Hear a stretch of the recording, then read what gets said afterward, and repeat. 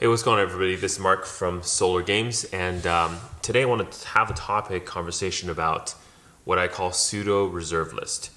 So, with Brothers War coming in pretty soon, next month, there will be cards that are essentially reserve list in the sense that they probably will not be printed again, but they're not reserve list in the sense that the card isn't, by definition, equivalent to a card on the reserve list. So first, let's start. What the reserve list is basically a list of about a couple hundred cards that Wizard has promised never to print in a legal format ever again. What that means is that they're not going to print in a format in a way that would make that card legal for any tournament. And the requirements are so that the text, the name, the type line, the actual text itself, the back of the card, all these pieces are going to be in place where that card will no longer get reprinted again. Now, what you have to understand is there are cards obviously on the list that they've said they will never reprint, and that's of course the reserve list, and everyone knows what that is. So what we talk about with that is something like, Bayou, one of the original dual lands. These cards are never going to be reprinted again simply because Wizard has stated that they're not going to do that, right? But that's the reserve list.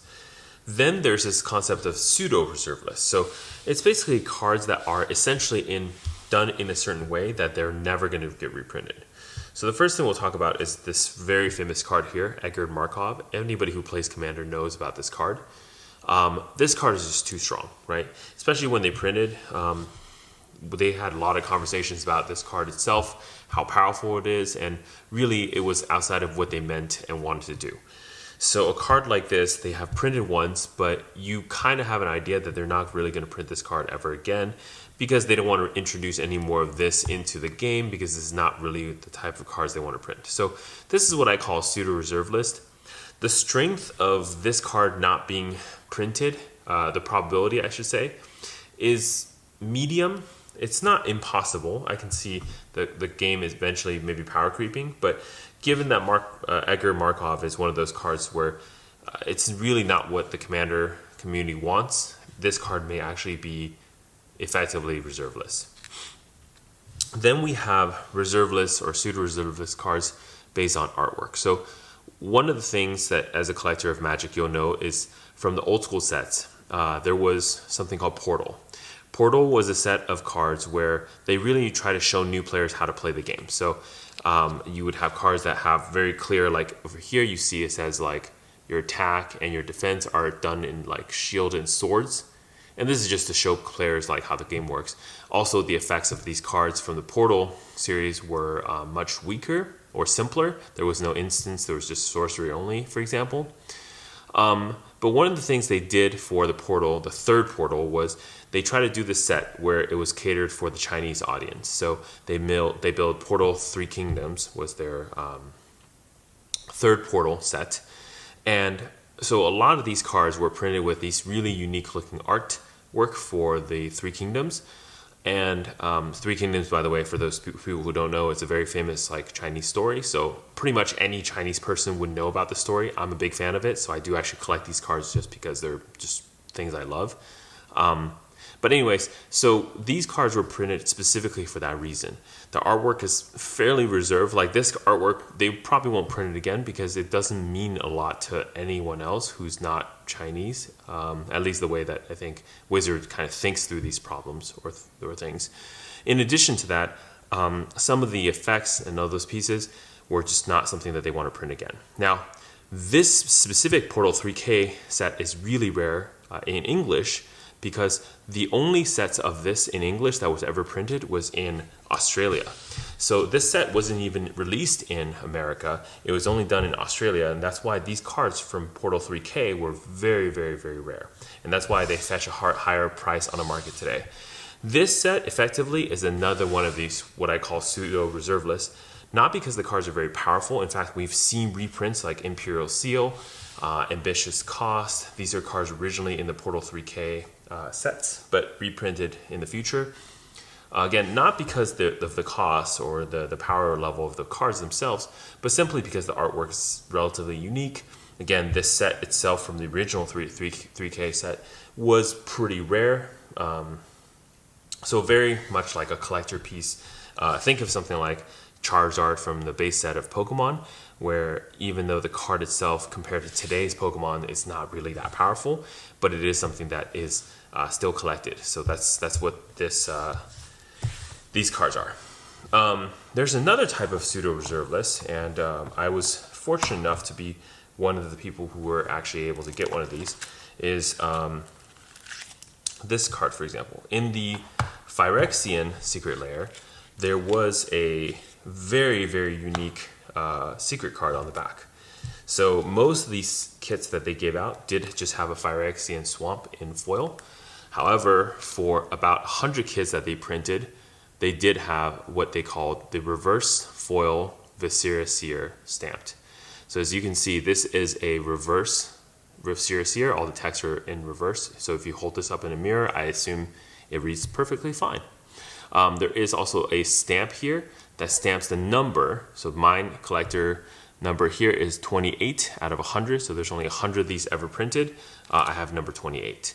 So this is another set of reserve lists. Again, as you know, Viscera is a card that sees a lot of play in sacrifice decks, just because it's a card that's easily able to enable sacrifice. But at the same time, it's not really that expensive, and they have printed this card many, many, many times. However, this card in particular is very similar to what's going to be happening in Brothers War. It's a serialized card. So in fact, this card is a 1 of 1 because there is no other 28 out of 100 in the world. So I have the only one. Now, obviously my number is probably not some super unique number that somebody wants. So 7, number 1, number 100, 33, you get the point. There's a lot of these special numbers probably that people want. But at the same time, this card itself still is a 1 of 1, so this will keep a very high price on the market. Now, I don't know what I want to do with this card yet. I'm assuming this is probably going to be something that I eventually will just get it graded and seal it in the case and then never touch it again. But I just kept it in this original sealed state. In fact, I didn't even open the Phyrexian cards here, just because I kind of want to keep everything just as is for as long as possible until I figure out what I want to do with this card. Again, this is what I would call a pseudo reserve list, and if you ever looked up the price of this card, I think currently on the market this card is fetching around like $4,000 or so dollars. It's pretty much the going rate for this card. So again, another one of those pseudo reserve list card in the set. So that's a little quick lesson on pseudo reserve lists. I hope you guys learned something. In general, if you're ever investing in cards and you want to hold cards that have value and will have value going on in the future, the only thing that I can pretty much tell you is a guarantee, but nothing in the world has a guarantee, by the way. But the things that I would recommend is if you have money, definitely go for actual reserve list cards, right? And if you really, want to do something else, I think the serialized card, because they're so special, will be something you can also go for. And then beyond that, cards like this that are unique, if you love them, or they're great for collector pieces. I keep these. I buy a lot of Three Kingdom cards and I keep them. And lastly, of course, just kind of overpowered cards, even though they're not part of some sort of reserve list. There's very high indication that they're never going to be reprinted again. They're going to be something like on a reserve list. So that's kind of the order I think about these problems or these cards. Again, always buy reserve list cards. It's like this goes back to the conversation we've been having about 30th anniversary. Why would you buy anything?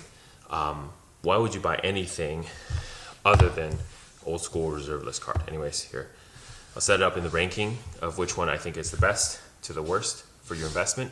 But if you want to, buy something, just buy something you like. But in general, I always prefer reserve list card. True reserve list cards that are useful are always going to be key. Yeah. Anyways, this is Mark from Solo Games. Pretty short video. Let me know if you liked it, enjoyed this video. If you have any questions about these, then please let me know, and I'll gladly help you figure things out. Yeah. Anyways, Mark Solo Games. I'll see you guys next time. Bye-bye.